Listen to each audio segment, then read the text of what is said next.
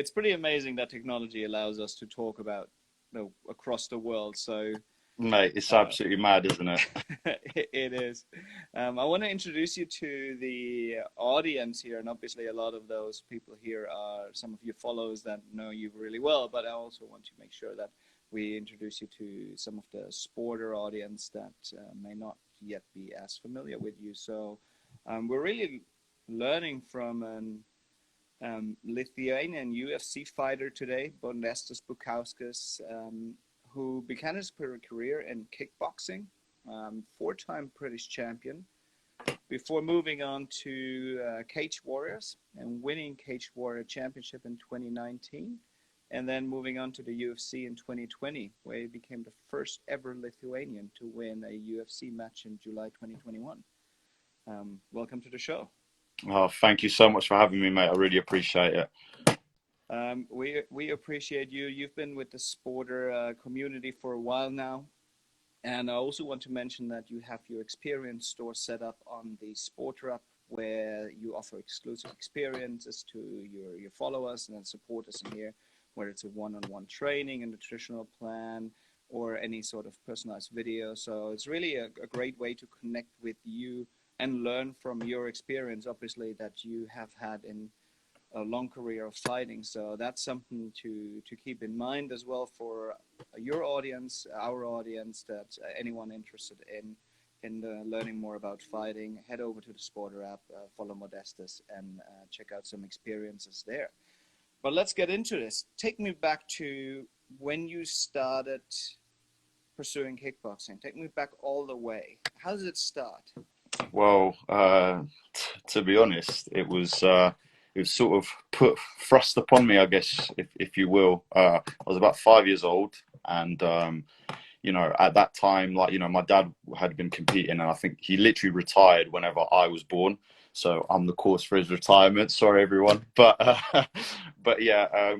So essentially, he started showing me a couple of things, a couple of techniques. Oh, look how cool this high kick is. And then, as a kid, you just instantly gravitate and, get pulled by all these things that are new and weird and different to you.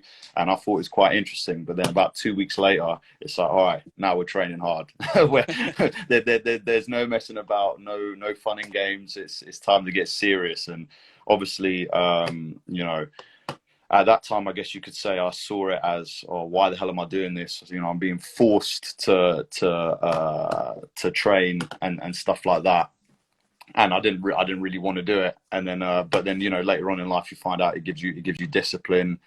It gives you, motivation, inspiration, and stuff like that. So, it taught me a hell of a lot of good things. But yeah, essentially, yeah, that was pretty much it. Started training kickboxing, started competing in kickboxing.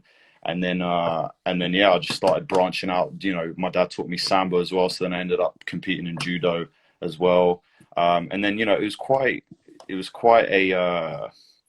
strict regime for such a long time that, I've got vivid memories of, sort of you see kids playing outdoors, with their friends, having a laugh, and I'm indoors waiting for my dad to come back home and basically start training me. So, and I felt like I was maybe at that time a little bit in prison, but like I said, I've learned so many things. I'm actually so grateful for it now, because it taught me to have the discipline that I have now. I don't think I would have had that had I not been forced to do it. And I honestly, I feel like, in this day and age, people are missing a lot of that. So it's a very good thing. But yeah, I took a bit of a hiatus away from martial arts, actually, from when I was about 11. Actually, my last kickboxing championship that I won was when I was 14 for the under 16 championship, and I wasn't training fully for it. It wasn't my main focus. So obviously you're coming back home with all these trophies from kickboxing. It's like, and I'll play in all these other sports, it's always the sort of thing like, oh, well, maybe you should be going into martial arts. But again, in hindsight, I didn't know that I would then be returning to martial arts afterwards. So, but yeah, I moved to America. I played basketball out there for 2 years, and then as soon as I came back home when I was 18, that was it. It was a choice of, do you want to continue in basketball and try and, make it there, or do you want to come back home and start your martial arts career and get on it? And I thought, do you know what, this is my last real chance of really making it as a professional athlete and competing at the highest level, which has been a goal of mine since the beginning.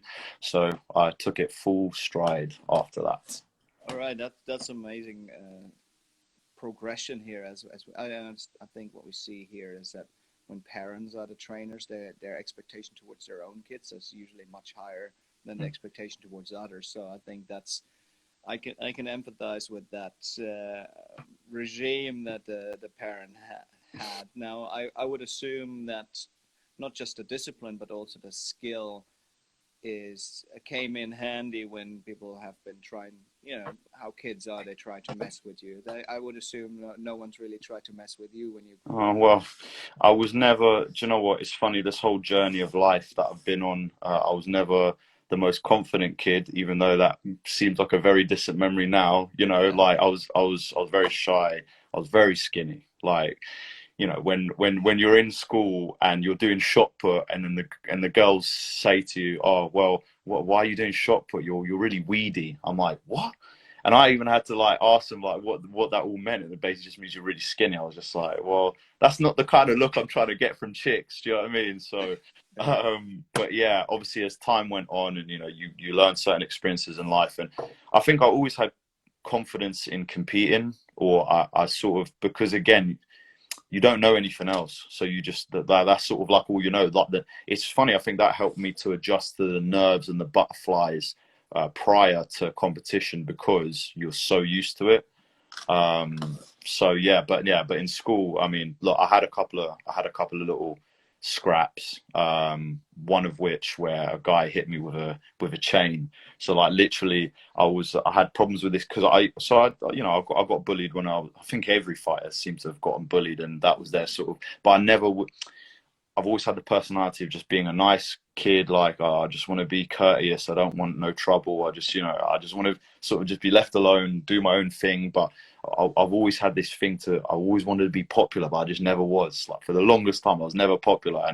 And that caused problems in terms of like kids. And then they knew about my kickboxing and stuff like that. And, I went to a couple of rough schools before moving on to private schools and stuff like that. And yeah, so the guy literally had problems with him for about 2 years. I thought, you know what?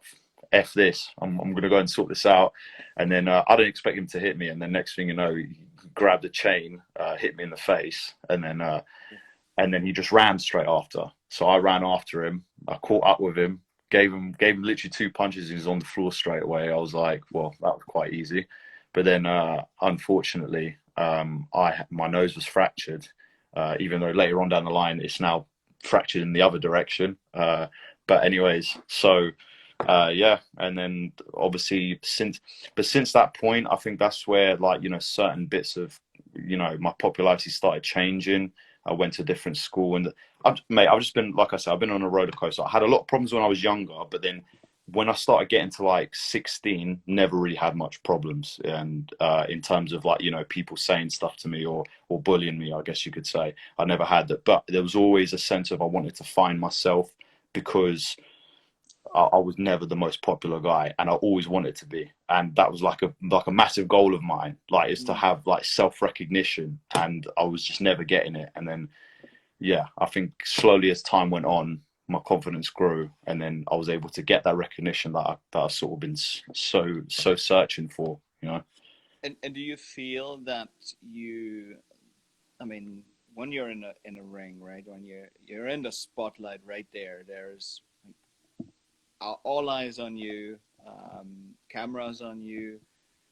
How does that feel now? Because you've been searching for that recognition. How does that feel when, like the ring announcer? By the way, you have an awesome ring name, as in, a ring I appreciate that. Modestas Bukauskas. You can really get into that name as well. Especially when Bruce Buffer says it. Yeah, I mean, it sounds much better than when I say it, but like, that's an awesome ring name as well. So it's an awesome fighting name. So how's that feel, that spotlight? I think, do you know what? Again, it's just a natural thing. You do it so many times, I think there's a bit more pressure and build up before competitions, you know, when you're fighting at a high level. And those are things that would maybe put more pressure on yourself and make you feel a bit more nervous than the actual fight itself. Whereas maybe when I was younger, I think it was different because, yeah, although you're fighting for big championships and stuff like that, it's not quite on the same scale, if you get what I mean. So now it's obviously, I think Cage Warriors did a good job of setting you up to be able to perform under those lights, because they had a similar sort of feel, like you've got to do these media obligations and, you know, recordings and stuff like that. And then they hype the fight up, build the fight up, and then you realize that's part of the game. And then obviously it's the same in the UFC. So I think that on its own is probably the thing that causes the most, like, terms of pressure. But aside, but you know, as when it goes to, like, you know, when you know you're going in the cage and fighting some of the toughest motherfuckers in the world, like, you know what I mean? It's kind of like obviously there's those butterflies and stuff like that. But I think as time goes on, you just learn to embrace it even more. I think then when the first couple of punches land, or, you know, you might have taken a couple of heavy shots, you realize, oh, well, this ain't so bad. I'm gonna continue landing my shots. And then it's just about having to grow in confidence with certain things when you're in there. And then once you've sort of become battle tested, once you've, you know, overcame certain situations, you're then not afraid anymore, or you're not necessarily afraid, but then you've been there before, you know how to handle it. Okay, let's do this again. So, you know, I've learned even more of those lessons in my UFC career. Like, I had a bit of that learning process in my Cage Warriors fights, and now I'm starting to have that same learning process in the UFC. And I definitely think that those were all learning curves that were needed to help me get to the stage I am now. And it's only going to improve myself as a fighter. Now, here, the discrepancy in skill set is not that massive, but it's just about how do you put it out there in the fight? How do you actually let your best techniques come out and fight to your full potential, which is the hardest part. And I think it has to come through confidence and training and stuff like that. But yeah, in the fight itself, though, as soon as the first couple of punches land, there's always that build up and that nerves. But you learn to just embrace the nerves. I don't know, you know, like when you get that nervous energy and you, like, jitters, sort of. It's almost like you feel like you're getting, like, superpowers. It's like, okay, I'm getting switched on. You accept. I think acceptance is a big thing. You just got to accept, this is how I'm gonna feel. I'm gonna, you know, but this is fight or flight. This is making me stronger, faster, better stamina. I've got to use this to my advantage. And it's like, okay, it's like when you get clipped with a shot, you get, like, even more of that. And then it's just like, okay, now I need to watch myself try and land some shots and come back. And yeah, so it's a lot of emotions go on, clearly, as I've just mentioned. I can see that. And I think that's one thing, that you're not, some sports and some athletes are really in an environment where they can control the environment, they can control the action, right? You can run. Even I snowboarded as a snowboarder. I can see the slopes. I know where I'm going. I'm in full control, even though most of the time my body didn't comply. But really, you need to also, you're not just in control, you're also in control. Like, you got to watch your opponent and you got to react. So that's much different and much more difficult than to control in that. So I can only imagine how that feels. Now, when you just talked about some of the different successes that you had in some of the different big games, or big fights in this case. So you got the 4 kickboxing championships, a Cage Warrior championship, and a UFC win. How are they different, and how do they feel different? Which one did you like most? Which one was most meaningful to you? And how are they similar or different?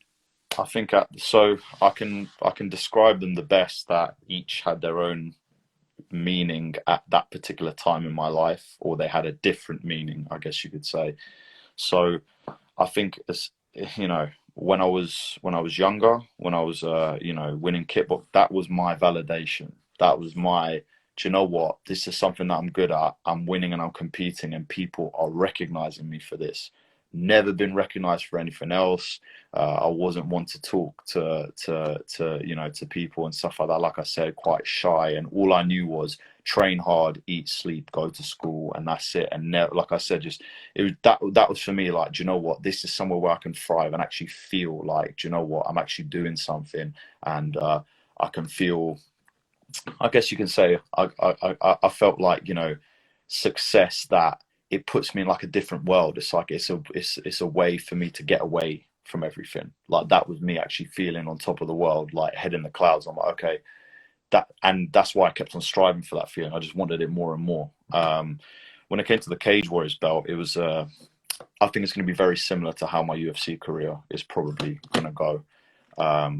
And that is to show that, you know, that you can come back, because, you know, when I initially had my first two losses, this is after, you know, a massive experience going out to Jackson's, training with the best fighter in the world. You know, like, you know, I felt like I've got all these skill sets, I've got all this amazing things going for me. Like, all I need to do is go out there, like, you know, when so many people are believing you, and then, you know, you have a setback in your career, and then everyone immediately jumps off the ship. You know what I mean? Like, you're on that boat, and then everyone just jumps off, and you're the only one that's on.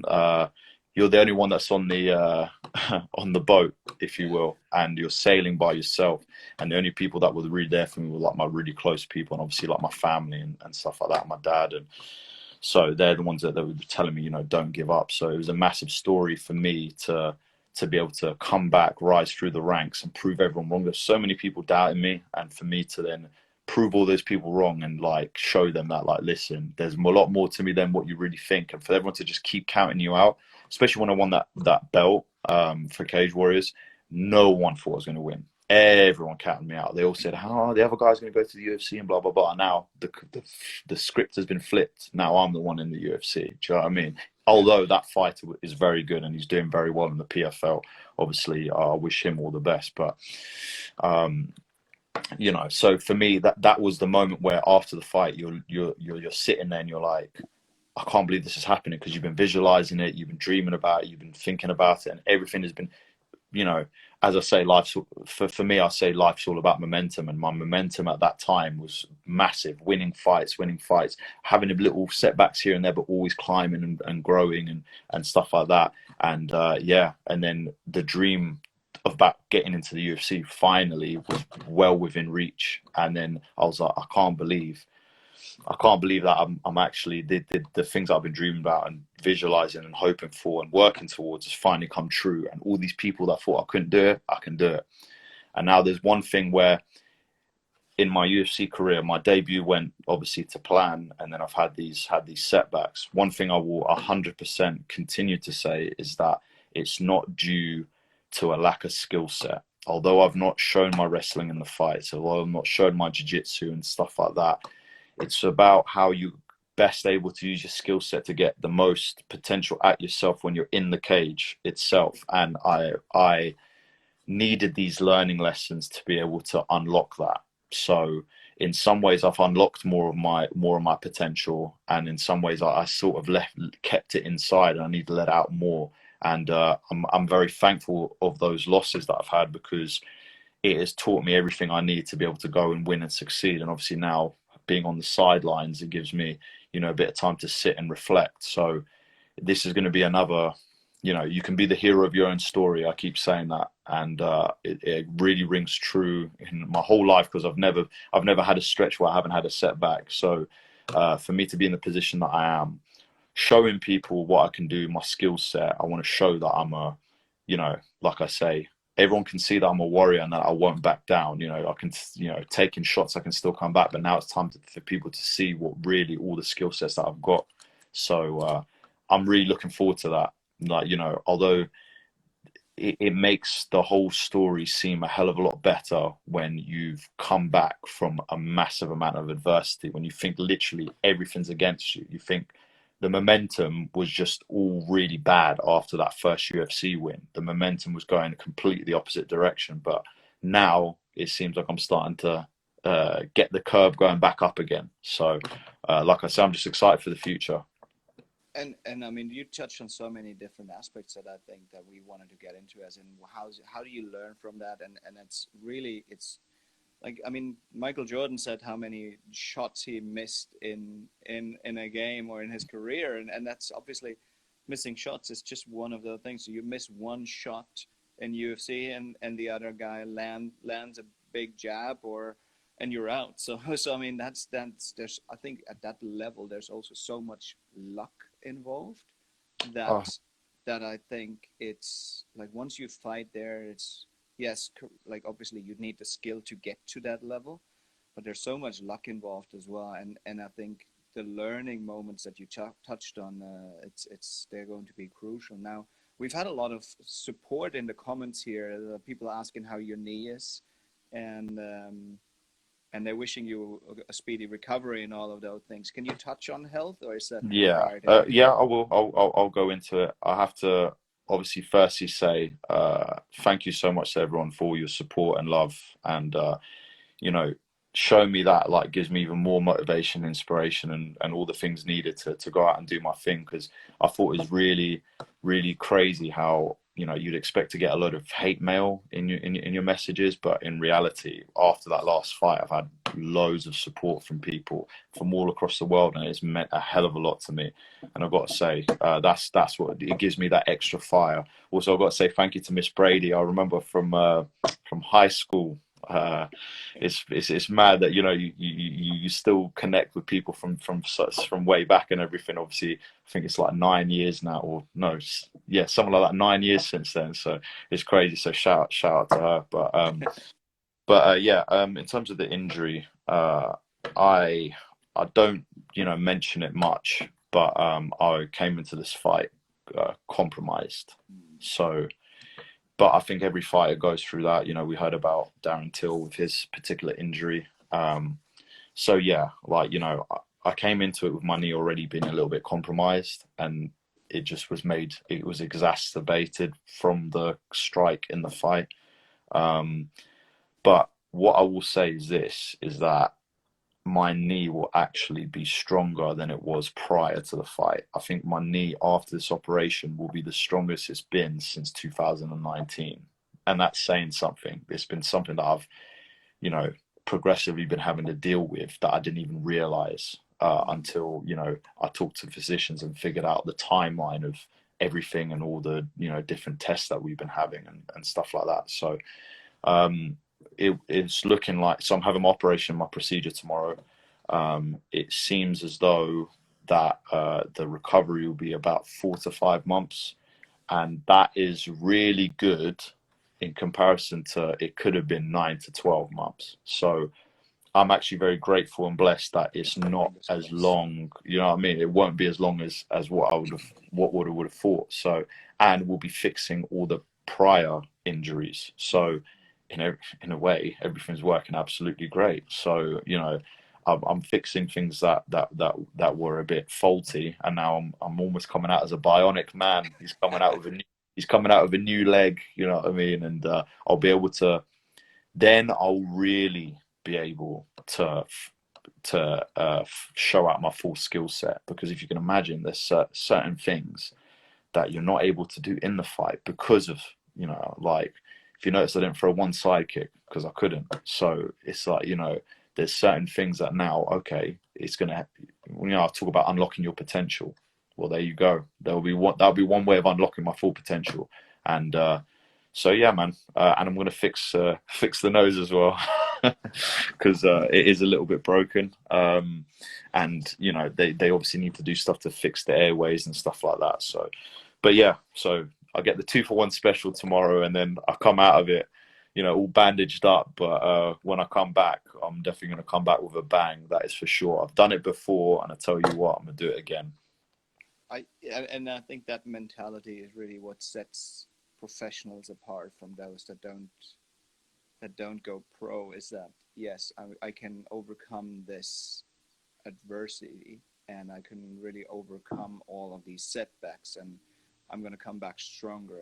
And that's, I think, what you mentioned early on in regards to the discipline that was instilled on you from your dad so early on in your life. As in, yes, what I see when professional athletes go through rehab, and compared to regular people, so to speak, it's not only that they oftentimes have better access to the resources, but it's also that you're going to do the icing, you're going to do the stretching, you're going to do all of that rehab that you're told to do, because a lot of people just don't. So I think Yeah, that's that you touched on a really good point there. 100%. Like, it's funny. I see some friends who they get an injury and like they say, oh yeah, it's not recovering the way I want it to. I'm like, have you been doing the exercise? And none of them have been doing it. Then the reason why I came back so quickly after my I had a surgery for my right knee ages ago. But the only reason why I came back so quickly was because I was doing everything possible. Obviously, it was the only thing I could really concentrate on, but I was doing, everything possible. One thing I do also just want to touch on as well, just quickly, that we were on the sort of the subject. Like, Sure. although it seems very, motivational and everything's great, and obviously I'm in a great mood now and in a very happy place. I tell you what, there are a lot of dark times that people don't often see. That is one big thing that I think you got to realize as well, that it's like people think that they're different because they're feeling really. It's okay to feel bad about a situation. Like, the point is to how do you then turn it around after that? It's like, it's okay. It's 100%. It's natural. You're gonna feel like the world's on top of you. Like, nothing's going your way. You're like, what? Why are my visualizations not coming true? And blah blah blah and stuff like that. But like you said, it's how you're able to turn it around. So any first step to being able to turn things around is how you're thinking mentally about going about your way. You plan the steps, how you're going to do it. You have your goal and you just work towards that. And I think that's the main thing, is have your time to cry, have your time to feel upset about it. Um, but then, yeah, just move forward and get better from it. And that's pretty much the answer to one of our bro advice questions that we had a submission that reads, I'm starting to doubt my ability after losing a few fights in a row. How do I regain my confidence? So that's exactly the answer for this question that we had as a submission from our audience. So you immediately answered that. That's great. And I think the mental health, mental health awareness is just starting to become a topic in sport, because everyone's like, oh, you're a professional, suck it up. Or I mean, you make all the millions, I'm allowed to bully you online. No, you're not. Get the heck out of my DMs. I think that's like professional athletes, you get a lot of that online abuse, and that's something that adds to the actual stress as well, right? So how do you overcome that? And it's like, it's one thing when you're face to face with some guy in a ring. I'm like, yeah, I know what to do. I'm like, I can show you that this is not okay. But obviously online, like, I know the fighting scene, there is quite a little bit of hostility there as well. Yeah, 100%. I mean, look, they you get the messages of hate. You get the people saying, "Oh, you suck," or "You're no good," or this or that. But look, at the end of the day, I'm putting myself out there in front of millions of people on the line, putting myself under pressure, and you're sitting there on your couch. Do you know what I mean? Like, throwing hate or throwing shade to a guy. It's like, do you have nothing else better to do? And look, at the end of the day, everyone's entitled to their opinion, and fair play to them. Like, let them let them say what they want. Let them, because that's what they're trying to do. They're trying to make themselves important. They're trying to make it seem like, oh well, I'm saying, so I'm getting in his head and this and that. It's like, listen, at the beginning, it used to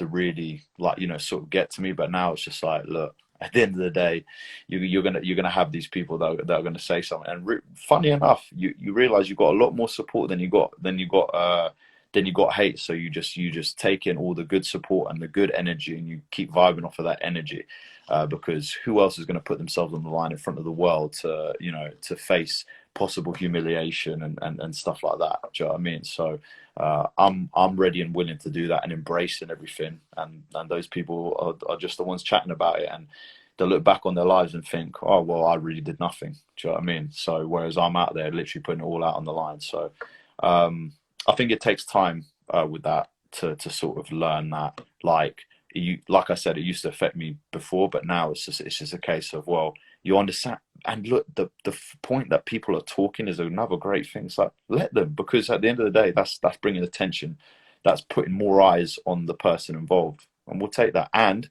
if everyone's talking about hate and they're talking about, oh, you know, you suck or whatever, or you're never going to come back and this and that. Well, that gives you even more fuel and fire to say, do you know what? Yeah. I'm gonna show you that I can come back. I'm gonna show you that I can go and do these things. And what you were saying was complete rubbish. And Yeah. that's it's been a constant thing in my life, trying to proving people wrong. But the main thing is do it for yourself. And you know you can prove to yourself, and you just work hard, focus on yourself, do what you got to do. You got people that love you and support you, and that's all you got to focus on. Don't focus on the hate. As hard as it is sometimes, I sit and laugh at it now. Do you know what I mean? Yeah. It takes time. It does take time. I will admit that.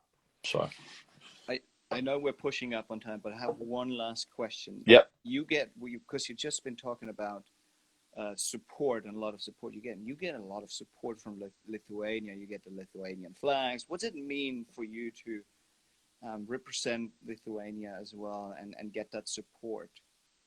Oh mate, Uj Litova all day, every day. I literally, I know for a lot of people it seems a bit crazy, like, you know, oh, he's got the Lithuanian name and everything, but the accent just doesn't suit, and you know he can't speak it very well, and the accent's really terrible when I speak Lithuanian. That's why I don't speak it too much, just because the English accent is so heavy, obviously. But I'm very patriotic, man. That's where I was born. You know, I was born in Klaipėda, and every time I go back to Lithuania, I always get like a massive sense of like this is home. Like there's something about it that you instantly get this feeling, like this sensation of like across your body and your mind, like this is my home.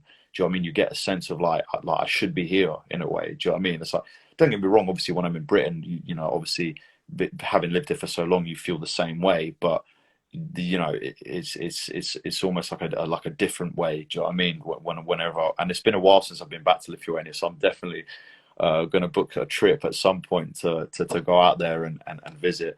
And it's funny because people always ask me all the time, "Oh, can you speak it?" Then, like, look, people write to me, I write to them back. You know, you know, like I say, I do understand it. Like if I can read it and like I can hear it, but you know, writing and speaking is a bit harder for me. But hey, I'm gonna keep learning, keep improving. I've got way more time on my hands to do that. But I am listen, to be the first Lithuanian as well in the UFC, and you know put ourselves on the map is a big thing for me. But now I'm also, my goal is to be the first Lithuanian UFC champion. People may not believe in it now, but trust me, I'm on my way to going to get that gold. I know it's every person's dream in the UFC to do that, but for me to be able to hold the Lithuanian flag and to represent us, such a small country, being able to do such big things, means a hell of a lot to me.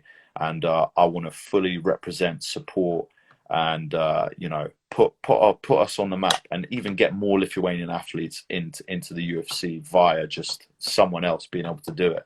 So you know, I've being able to lay down that foundation to be able to get there is a big thing. But now I want to really represent properly. So trust me, the Baltic Gladiator in the next fight is going to be on fire, and we're going to do it properly.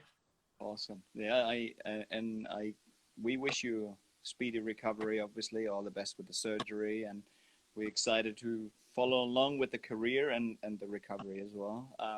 Seems like you will have quite a bit of time at your hand, obviously, over the next few months as well. So there, in terms of anyone wanting to engage with you on the Experience Store, personalized videos, and all of those aspects, head over to the SPRTER app and check out Modestas Experience Store as well. We also have a new feature of signed pictures, limited edition signed pictures, which I think will be pretty awesome. So there's plenty of ways to engage with you online as well, and follow along with the speedy recovery, hopefully. We wish you all the best. Thanks for joining us today on the SPRTER Podcast. That was awesome to really get some raw insights, right?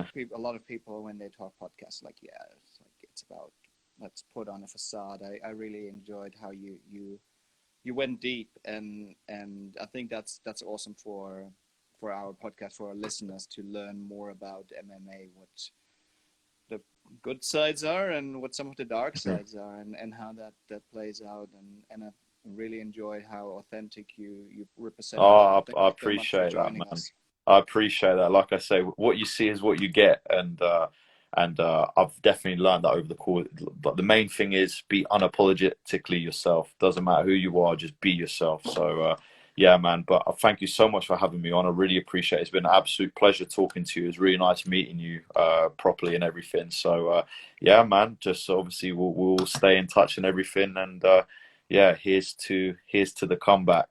Here's to come. We're excited. We're in for it.